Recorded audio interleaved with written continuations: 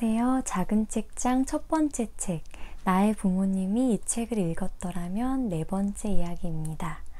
오늘은 아이와의 관계의 첫 단추, 임신에 대한 이야기를 해볼 텐데요. 저자는 책에서 우리 인간관계도 처음 형성한 관계의 패턴이 습관이 되어 계속되듯이 아이를 만날 때도 처음 형성하는 관계의 패턴이 중요하다는 이야기를 해요. 이처럼 아이의 관계의 시작이 되고 엄마가 되는 준비를 하는 임신. 다들 그 중요성에 대해서 많이들 들어보셨을 텐데요. 저는 개인적으로 상담을 하면서 임신 기간의 중요성에 대해서 배우기도 하고 많이 깨닫게 됐었는데요. 그래서 뭐를 먹으면 안 되고 이런 금기사항 말고 제 마음가짐에 대해서 좀 조심하게 되고 가꾸게 되었었던 것 같아요. 그래서 오늘은 임신 중에 조심해야 하는 마음가짐 2가지, 그리고 제가 했었던 태교 2가지에 대해서 나눌게요.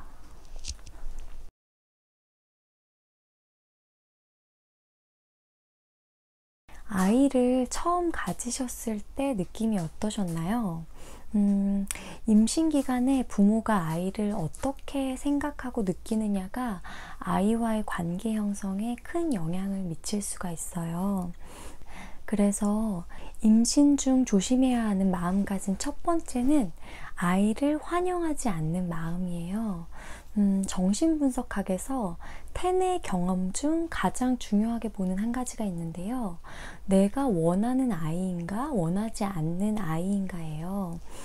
아직 태어나지 않은 아이지만 어떤 부모에게는 성가신 짐처럼 느껴지기도 하고 어떤 부모에게는 내 삶을 뭔가 바꿔줄 신처럼 느껴지기도 하고 상상 속의 친구처럼 느껴지기도 해요.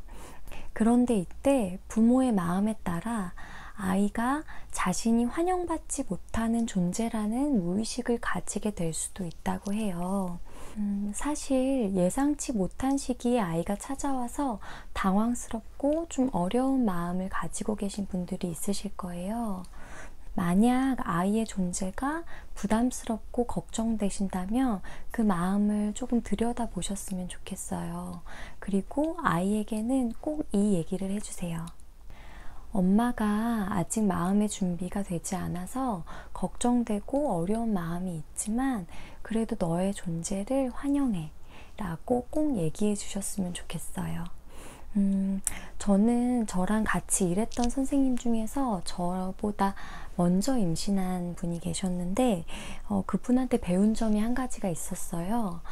그분께 제가 딸이었으면 좋겠어요? 아들이었으면 좋겠어요? 이렇게 여쭤봤는데 근데 그분이 이런 얘기를 하시는 거예요.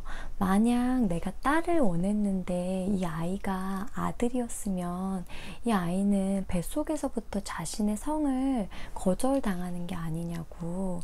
그래서 성별을 기대하는 마음을 갖지 않기로 했다고.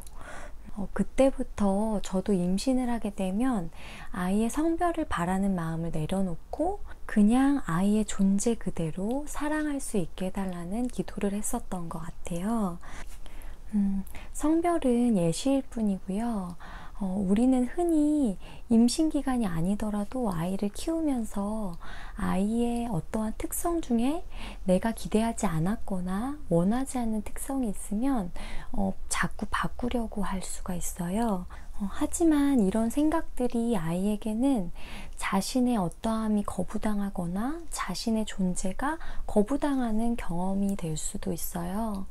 그래서 지금 임신 중이시라면 꼭 아이의 있는 모습 그대로 환영하고 그 모습 그대로 관찰하는 연습을 가져보시면 좋을 것 같아요.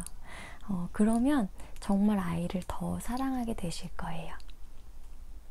임신 중 조심해야 하는 마음가짐 2번째는 절대 뭐뭐 하면 안 돼, 반드시 뭐뭐 해야 해 라는 임신이나 육아에 정답이 있다는 생각이에요. 임신을 하게 되면 정말 많은 사람들에게 조언과 규칙들을 듣게 되는데요.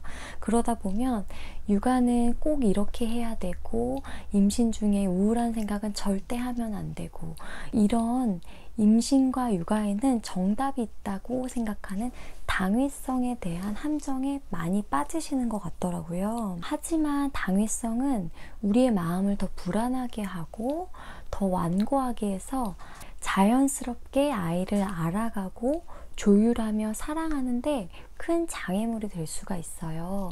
그래서 저자는 책에서 이런 얘기를 해요.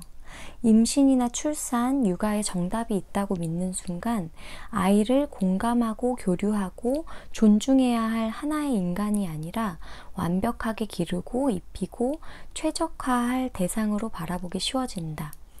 도저히 실현 불가능한 완벽을 추구할 것이 아니라 임신과 육아는 완벽하게 해내야 하는 일이 아님을 인정해야 한다.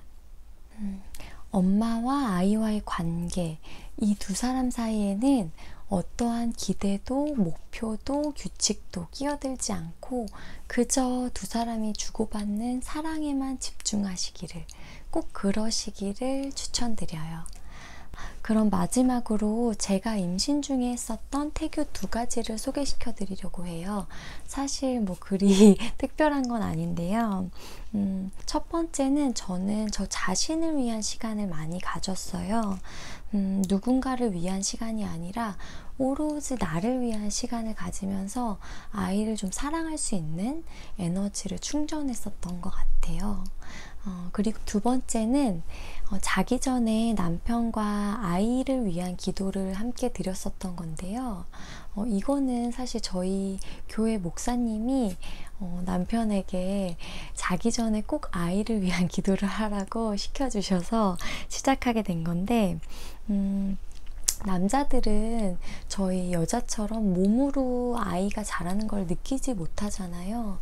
그래서 아이에 대해서 실감하고 아이와 관계를 쌓아가는 일이 굉장히 어렵다고 해요.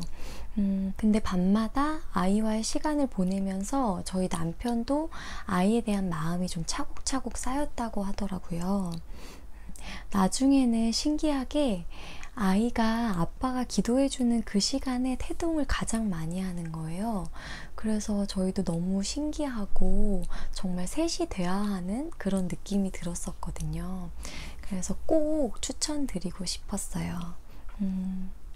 출산 전에 아이에게 말을 거는 습관을 들이면 아이가 태어난 뒤에도 아이를 하나의 인격체로 바라보게 된다고 해요. 그래서 임신 기간 동안 엄마가 될 자신과의 대화, 그리고 아이와의 대화를 좀 충분히 많이 해보시기를 추천드려요. 오늘 준비한 영상은 여기까지고요. 도움이 되셨다면 구독, 좋아요, 알림 설정 부탁드립니다. 그럼 다음 영상에서 뵐게요.